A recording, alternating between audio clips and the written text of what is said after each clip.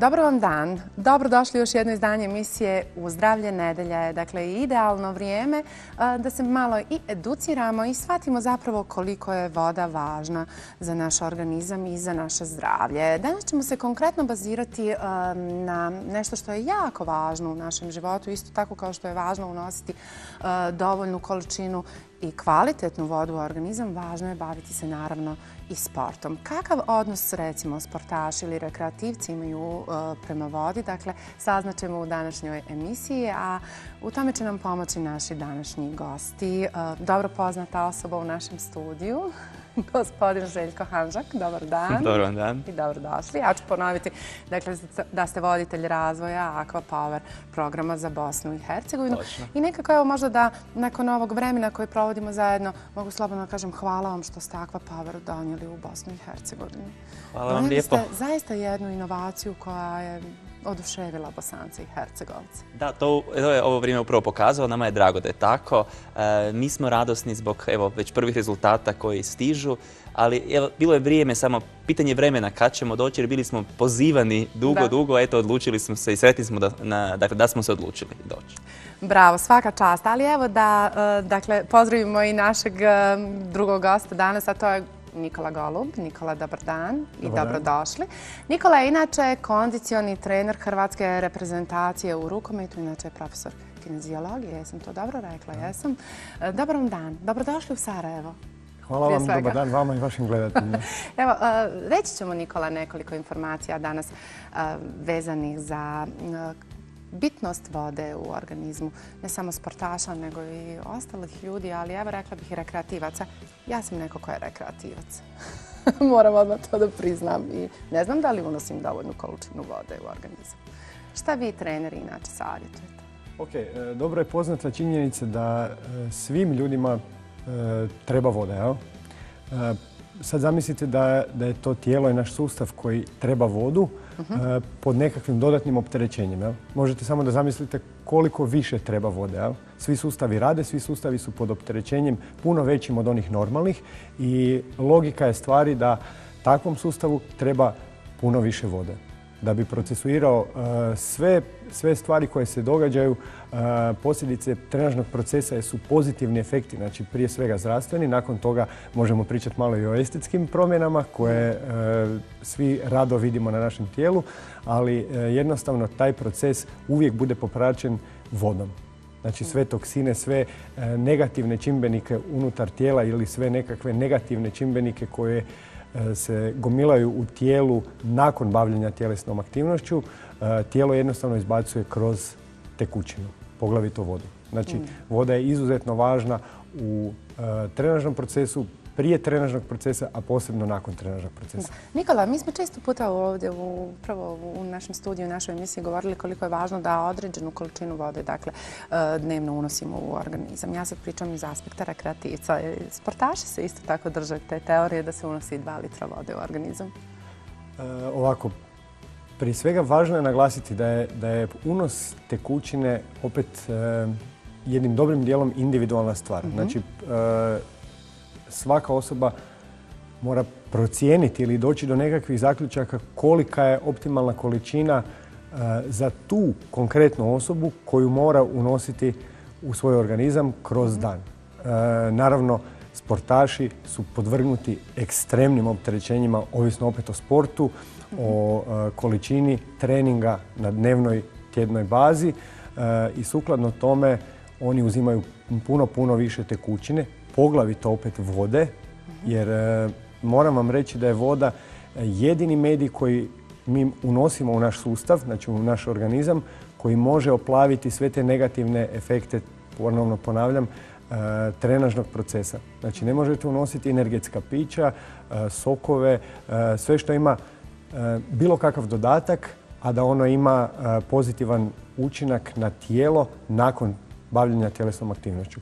2 litre je po meni nekakav osnovni minimum kojeg se moramo svi držati. Znači, pod tim smatram nekakve odrasle osobe. A sve što ide iznad toga može dobro doći.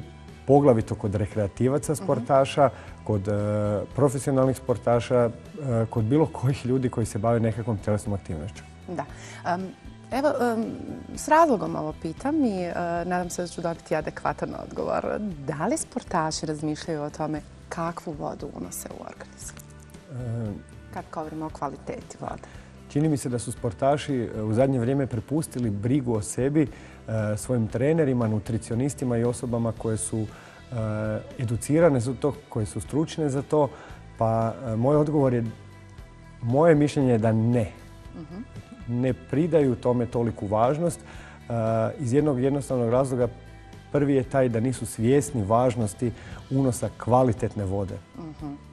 Pod broj 1 vode generalno, a pod broj 2 kvalitetne vode, možemo pričati o toj živoj vodi koja očigledno da ima svoje rezultate koji su konkretni, potvrđeni znanstveno, a mogu vam reći i praktično. Da.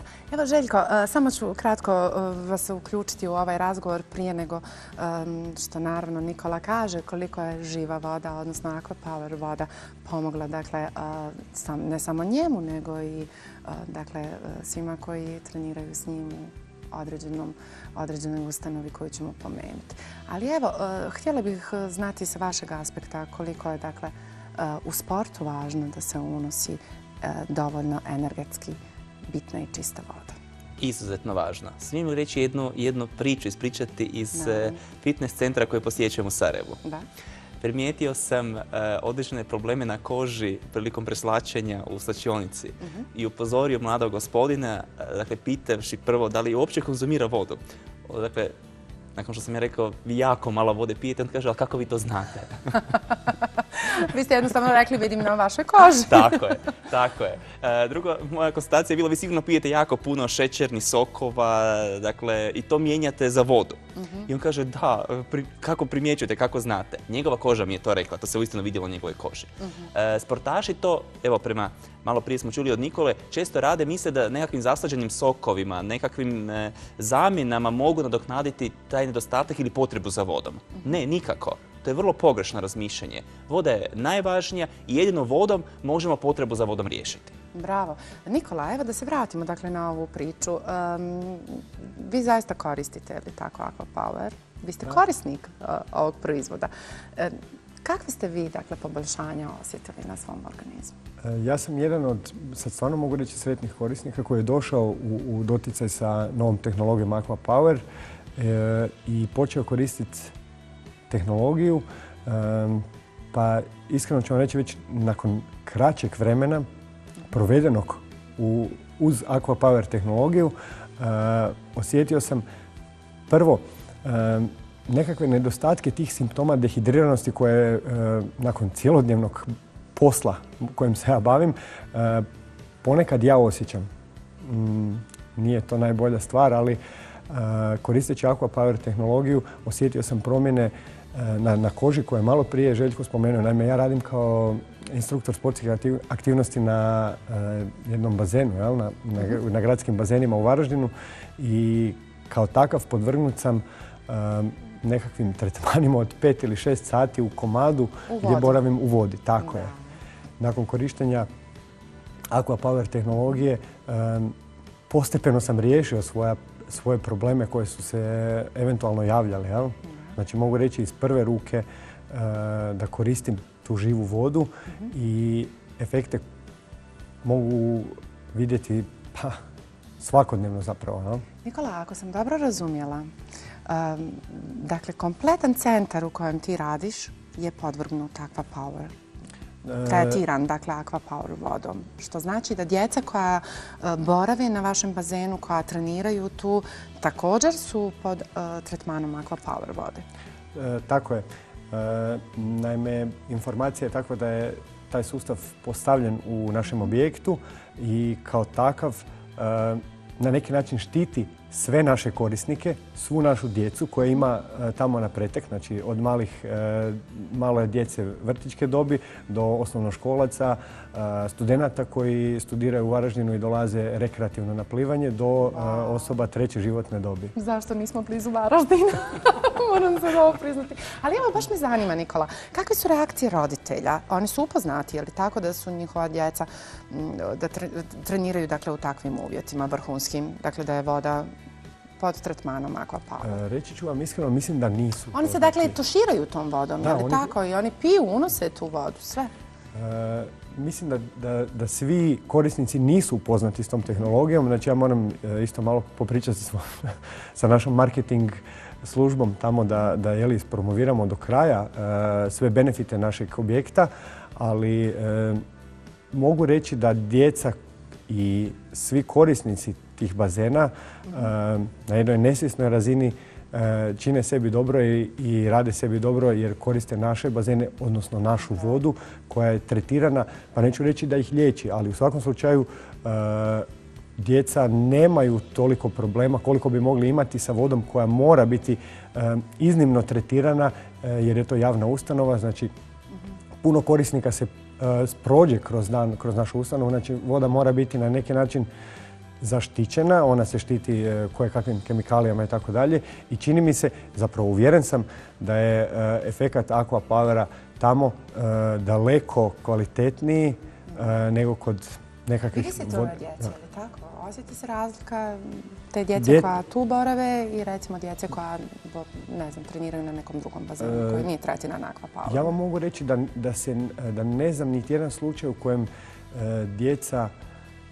da su se djeca javila ili žalila na nekakve, ajmo reći, dermatološke probleme, znači nekakve kožne probleme koji se često javljaju kod osoba koje borave puno u vodi koja je tretirana klorom i ostalim kemikalijama. Znači to može biti jedan od pokazatelja da su ta djeca, opet kažem, zaštićena našom ili austrijskom Aquapower tehnologijom. Bravo. Željko, kakva je mogućnost da Sarajevo dobije jedan ovakav bazen? Neki slijed normalnog pitanja nakon cijele ove priče. Mi pozivamo sve vlasnike bazena, velike hotele. Vi imate, koliko sam ja upoznat, boravkom u Sarajevu, razne terme. Dakle, puno mogućnosti korištenja bazenske vode u svrhu poboljšanja zdravlja i čuvanja zdravlja ljudi koji ih koriste. I evo, za kraj sam nekako ostavila anketu kao šlag na cijelu ovu priču, anketu koju smo napravili na ulicama Sarajeva i upitali naše sugrađane, moje sugrađane, da li znaju uopće kakvu vodu piju. Da poslušam. Kakvu vodu pijete? Vodu? Da. Najmanje ovu flaširanu. Prirodno. Pijete li dovoljno? Dovoljno. Česmovač. A koliko dnevno pijete vode? Pa što je, možda litar? Optimalno, a? Da. Tako su doktor rekli, jel? Naravno. Prirodno. Koliko često, koliko unosite dnevno vode? Trenutno je Ramazan. Od izlaska sunca do zalaska sunca ni kapi vode. Dobro, inače? Inače, koliko mi duša želi. Flaširano. Koliko dnevno unosite vode? Do 2 litra. Puno. I evo, zanimljiv je odgovor, je li tako? Apsolutno. Vezano za naše građane, ali evo, zanimljiva je naša emisija i već je izazvala jako puno pažnje, moram priznati. I ono što je karakteristično, dakle, i ono što se često naši gledatelji pitaju, i to su upiti koji dolaze na brojeve telefona u našoj televiziji, jeste, dakle, da li je to zapravo proizvod koji je napravljen od zlata, od srebra i da li ima toliku garanciju. Pa evo, Željko, za kraj, da to još jednom potvrdimo i da uputimo naše gledatelje kako i na koji način se mogu, dakle, informirati ili na koji način mogu stupiti u kontakt, dakle, sa kompanijom Aquapower i na taj način osigurati zdraviji život sebi. Hvala lijepo. Da, uistinu je jako puno pitanja pristizalo ovo proteklo vrijeme, ali evo u suradnji s našim partnerom u BiH, u Sarajevu, je to firma InTrade, koja zastupa, dakle, Aquapower za Bosnu i Hercegovinu. Pripremili smo brojeve telefona koji gledatelji vide na dnu ekrana. Pripremili smo web stranicu preko koje mogu čak sa mnom lično stupiti u kontakt, pitati za sve informacije koje ih zanimaju. Mi ćemo vrlo rado odgovoriti. Mi smo zato ovdje da pomognemo. Da. I evo, za kraj, hvala vam dakle, na vašem vremenu odvojenom i na gostovanju u ovom izdanju emisije Uzdravlje. Ja ću samo našim gledateljima napomenuti da i sljedeće nedelje obavezno budu uz male ekrane i dakle gledaju našu emisiju, bit će vrlo zanimljiva. A u pitanju su djeca ovaj put. Tako je. I imamo naravno iznenađenje za naše gledatelje. Dakle, budite sa nama i iduće sedmice. Željko, hvala puno za gostovanje. Hvala vama, hvala gledateljima. Nikola, hvala puno i želim još jako puno sportskih uspjeha u daljoj karijeri. Hvala vama i želim vam da vam Aqua Power dođe što prije na vaše bazene. Ja, to i ja želim. Hvala puno. Hvala. Dakle, bilo je ovo još jedno izdanje emisije Uz zdravlje. Hvala vam i doviđenja.